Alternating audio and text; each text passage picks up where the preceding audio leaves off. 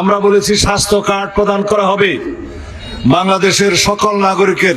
স্বাস্থ্য সংক্রান্ত বিষয়ে চিকিৎসা নিশ্চিত করতে গেলে আইডি কার্ডই যথেষ্ট।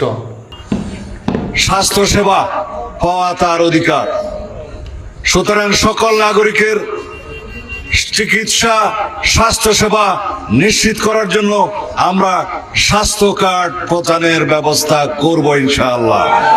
নতুন করে স্বাস্থ্য কার্ড করে তারপরে চিকিৎসা দেন। যাদের হাতে স্বাস্থ্য কার্ড থাকবে তারাই চিকিৎসা পাবে, সুচিকিৎসা। সেই স্বাস্থ্য কার্ড যার হাতে থাকবে প্রাথমিক চিকিৎসা থেকে শুরু করে প্রয়োজনীয় সকল চিকিৎসা সে পাবে।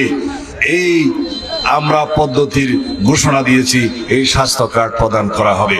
আমাদের উদ্দেশ্য হলো সবার জন্য স্বাস্থ্য, এটা হচ্ছে আমাদের নীতি। কেউ বিনা চিকিৎসায় মৃত্যুবরণ করবে না এই দেশে। সকল নাগরিকের চিকিৎসা নিশ্চিত করতে গেলে, স্বাস্থ্য সংক্রান্ত বিষয়ে চিকিৎসা নিশ্চিত করতে গেলে আইডি কার্ডই যথেষ্ট, যেটা বিএনপি, জাকের পার্টি, জামাত, এনসিপি, আওয়ামী লীগ কোনো কিছুই বহন করে না।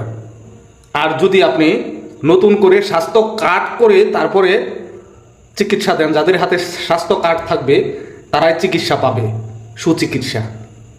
আমার কাছে ফট লাগতেছে, এটা পছন্দ হলো না।